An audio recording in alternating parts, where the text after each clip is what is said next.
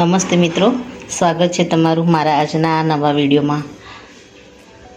તો મિત્રો, આજે આપણે બનાવીશું સૂરણ।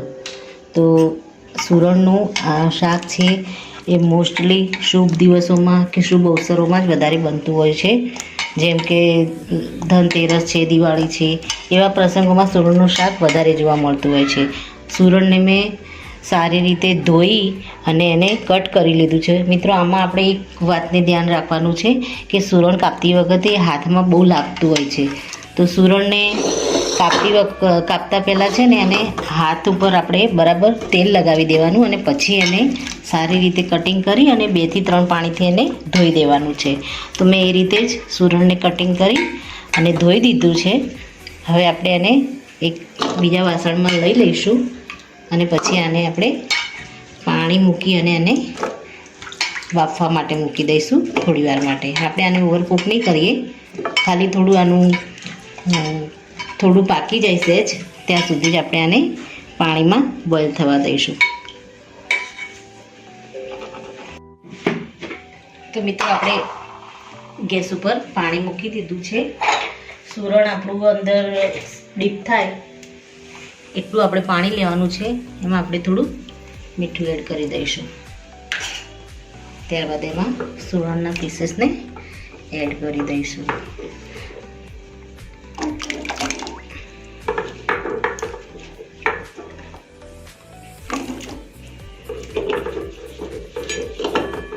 અને આપણે ઢાંકીશું નહીં, ઢાંક્યા વગર જ આપણે આને સારી રીતે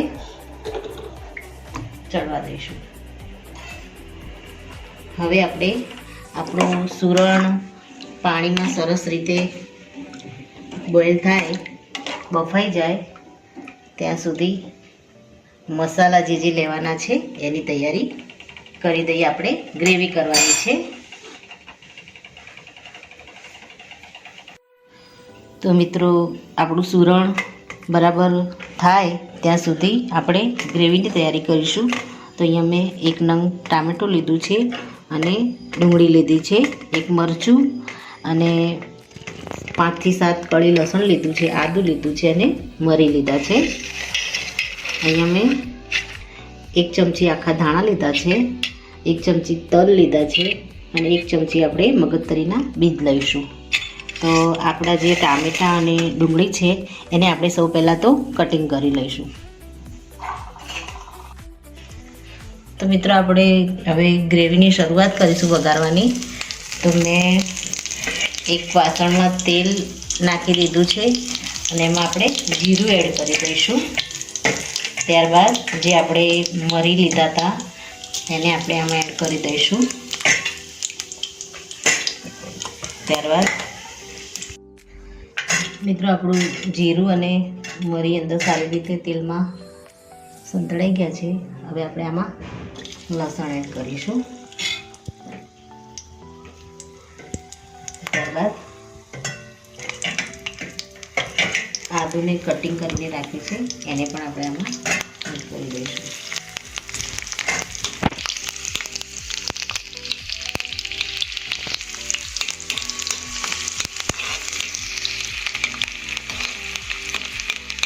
હવે આપણે આમાં ડુંગળી અને ટામેટાં જે કટિંગ કરીને રાખ્યા છે અને આમાં આપણે એડ કરી દઈશું।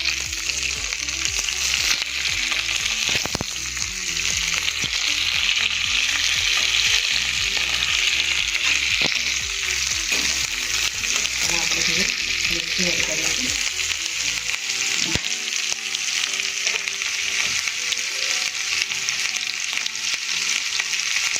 ત્યારબાદ થોડી હળદર એડ કરીશું। હવે આને આપણે થોડી વાર માટે હલાવી અને થોડું પાણી રેડી અને આને ઢાંકી અને સારી રીતે કૂક થવા દઈશું।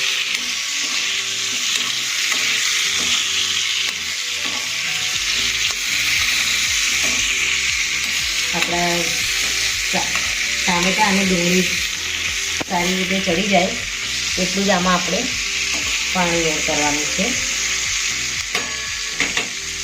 આમાં આપણે ધાણા જે રાખ્યા છે એને પણ આપણે આમાં એડ કરી દઈશું.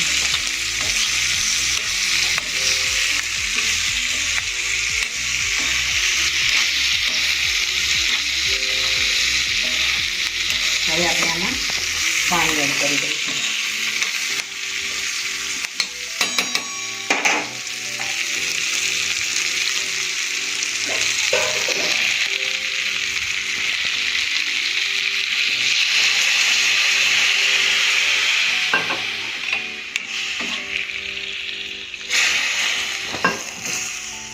આપણા ટામેટાં અને ડુંગળી સારી રીતે પાણીમાં એકદમ સારી રીતે કૂક થાય ત્યાં સુધી આને ઢાંકી અને થવા દઈશું. ગેસને આપણે થોડો મીડિયમ રાખીશું. મિત્રો આપણી ગ્રેવી છે એ એકદમ રેડી થઈ ગઈ છે. આને આપણે હવે મિક્સર જારમાં લઈ અને આપણે આને ક્રશ કરવાની છે. પહેલાં આપણે આમાં જે તલ અને આ મગજતરીના બી રાખ્યા છે એને આપણે આમાં એડ કરી દઈશું અને હવે આને આપણે થોડી વાર માટે ઠંડા થવા દઈશું. પછી આને આપણે મિક્સર જારમાં લઈ અને એને પીસી અને એક ગ્રેવી તૈયાર કરી લઈશું. ગ્રેવી ઠંડી થાય ત્યાં સુધી આપણે સુરણને પણ એકવાર ચેક કરી લઈશું.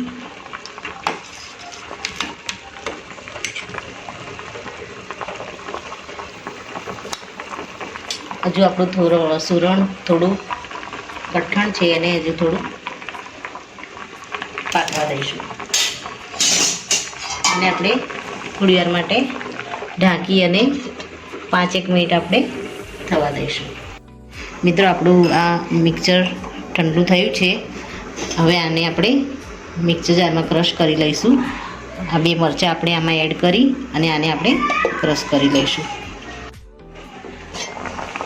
મિત્રો આપણું સુરણ પણ પાકી ગયું છે. હવે આને ચેક કરી લઈશું.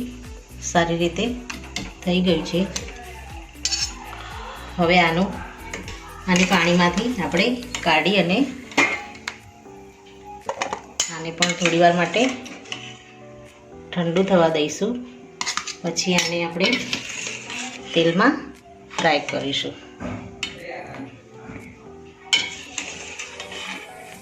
આ પાણીનો આપણે ઉપયોગ કરવાનો નથી. આ પાણીને આપણે ફેંકી દઈશું. આપણી ગ્રેવી પીસી અને એકદમ રેડી થઈ ગઈ છે. હવે આને આપણે સાઈડમાં મૂકીશું અને આ જે સુરણ ઠંડુ થઈ ગયું છે એને આપણે ફ્રાય કરી દઈશું. તો કડાઈમાં આપણે તેલ મૂકીશું અને એમાં આપણે 1-1 પીસ 2-2 પીસ જે આની અંદર આવે એટલા પીસને આપણે અંદર નાખી અને ફ્રાય કરી દઈશું. મિત્રો આપણું તેલ આવી ગયું છે. હવે એમાં આપણે સુરણના પીસ એડ કરી અને ફ્રાય કરી દઈશું.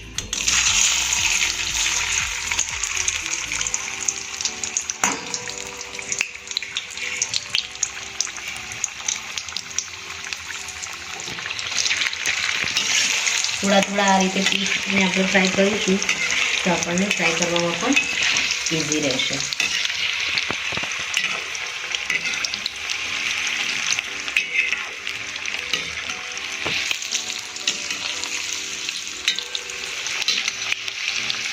આપણે આને બોઇલ કરી અને ત્યારબાદ આપણે આને ફ્રાય કર્યું એટલે એના જે આપણને ગળામાં વાગે છે એ હવે વાગશે નહીં અને એકદમ સુરણ એકદમ ખાવામાં સરસ ટેસ્ટી બની જશે.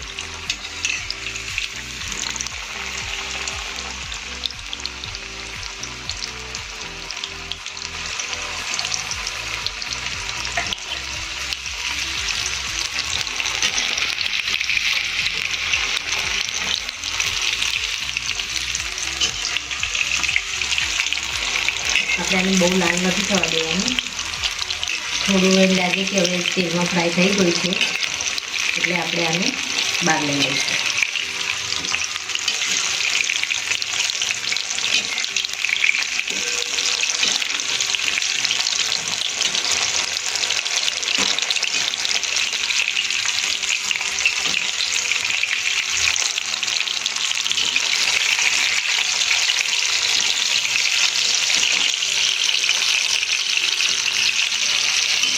જ આપણે હવે આને બહાર લઈ લઈશું. મિત્રો આપણું આ જે સુરણના પીસ જે છે એ સરસ રીતે ફ્રાય થઈ ગયા છે. આ રીતે આપણે બધા જ પીસને ફ્રાય કરી દઈશું. હવે આને આપણે અલગ લઈ લઈશું.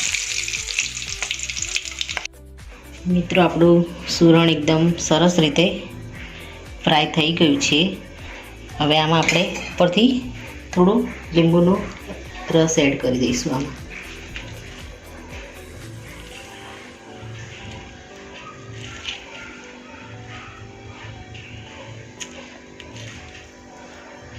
હવે આપણે આને થોડી વાર માટે છોડીશું અને ગ્રેવીને વઘારવાની શરૂઆત કરીશું. સુરણ ફ્રાય કર્યું આપણે એ જ તેલમાં આપણે વઘાર કરીશું ગ્રેવીનો. તો અહીંયા 2 મેં તેજ પત્તા લીધા છે અને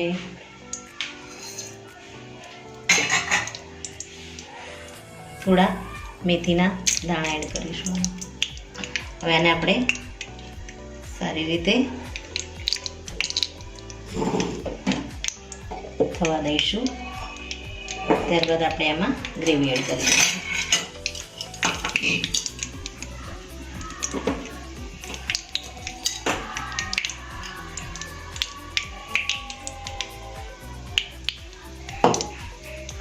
આપણી મેથી થોડી તતડે પછી આપણે ગ્રેવીને એડ કરીશું. નહીંતર મેથી છે થોડી કાચી રહી જશે, એટલે એને આપણે બરાબર તતડવા દઈશું.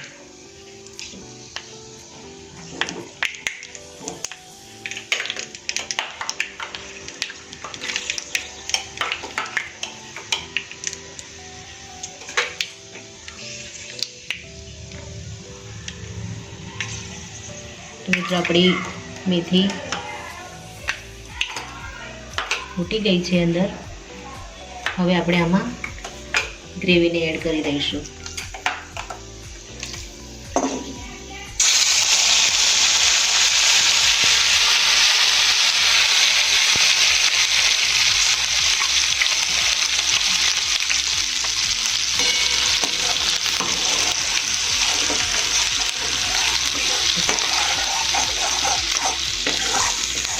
ગેસને આપણે થોડો મીડિયમ કરી દઈશું, કારણ કે આ ગ્રેવી અંદર એડ કરી છે એટલે થોડા છાંટા ઉપર આવે નહીં, એ માટે આપણે આને ધીમો કરી દઈશું. ગ્રેવી આપણે જેમાં ક્રશ કરી એ વાસણમાં આપણે થોડું પાણી એડ કરી અને આપણે ગ્રેવીમાં નાખી દઈશું. હવે આને થોડી વાર માટે હલાવીશું. ત્યારબાદ એની અંદર આપણે તેલ છૂટું પડે બરાબર પછી આપણે આમાં બીજા જે રેગ્યુલર આપણા મસાલા છે એને આપણે આમાં એડ કરીશું. તો મિત્રો તલ અને આપણે જે મગજતરીના બી એડ કર્યા છે એનાથી ગ્રેવીનો કલર એકદમ ખૂબ જ સરસ આવી ગયો છે. અને તેલ છૂટું પડે ત્યાં સુધી આપણે હલાવીશું.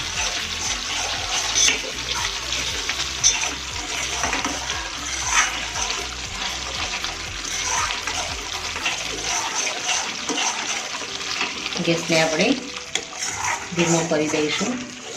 હવે આમાં આપણે બીજા મસાલા એડ કરીશું. તો સૌપ્રથમ આપણે અહીંયા લઈશું કાશ્મીરી લાલ મરચું કલર માટે, એને આપણે 2 ચમચી એડ કરી દઈશું.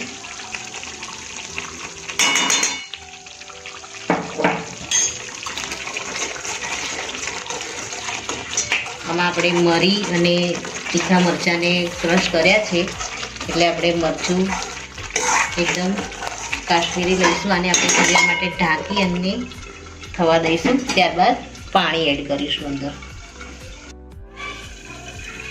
મિત્રો આપણે ગ્રેવી ચેક કરી લઈશું. આમાં આપણે તેલ છૂટું પડી ગયું છે. આપણે થોડું ગ્રેવીના ભાગનું મીઠું એડ કરીશું.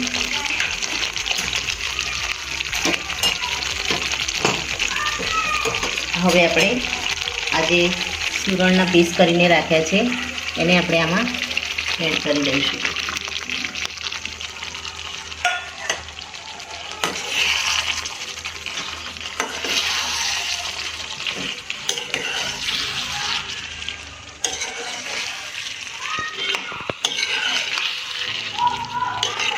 મિત્રો આમાં તમારે વટાણાનો ઉપયોગ કરવો હોય તો એ પણ કરી શકો છો. એ પણ આની સાથે ખૂબ ખાવામાં સારા લાગે છે. હવે આપણે 2 મિનિટ માટે હલાવી અને આને જરૂર પૂરતું પાણી આમાં એડ કરીશું અને ઢાંકી અને આને કૂક થવા દઈશું.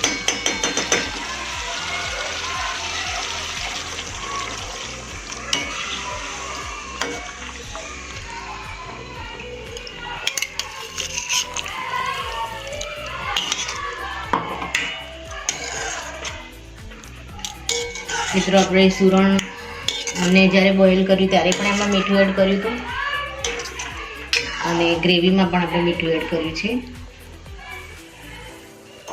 મીઠું જો જરૂર પડે તો આમાં એડ કરવું, નહીંતર પછી બરાબર હોય તો મીઠું એડ કરવાની જરૂર નથી. હવે આને આપણે ઢાંકી અને સારી રીતે કૂક થવા દઈશું. તો મિત્રો આપણું સુરણની સબ્જી એકદમ સરસ રેડી થઈ ગઈ છે. આપણે ગેસને બંધ કરી દઈશું. ઉપરથી આપણે 3 થી 4 લીમડાના પાન છે એને આપણે ઝીણા ઝીણા કટ કરી અને એડ કરી દઈશું.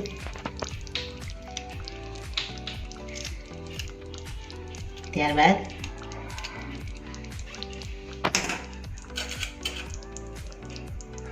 કોથમીર એડ કરી દઈશું.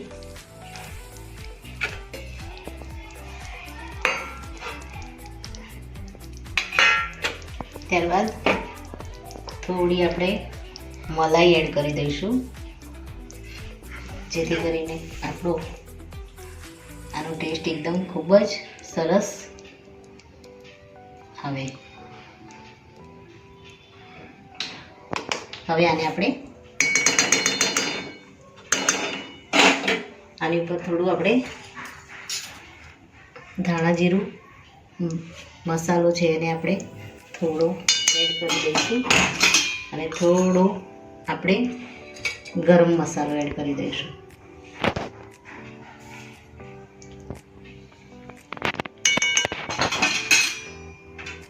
તો આપણું શાક હવે સર્વ કરવા માટે રેડી છે.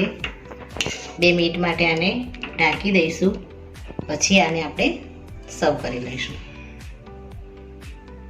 તો રેડી છે આપણું શુભ પ્રસંગોમાં બનતું સુરણનું એવું મસાલેદાર શાક. મિત્રો મારો આ વિડીયો અહીં પૂરો થાય છે. જો તમને મારો વિડીયો ગમ્યો હોય તો લાઈક કરજો, શેર કરજો અને તમારી ચેનલ દેશી સ્પૂનને સબસ્ક્રાઈબ જરૂરથી કરજો અને કમેન્ટમાં જરૂરથી લખજો કે મારી આ સુરણના શાકની રેસીપી તમને કેવી લાગી. તો મિત્રો ફરી મળીશું આપણે એક નવા જ વિડીયો સાથે. ત્યાં સુધી થેન્ક યુ મિત્રો.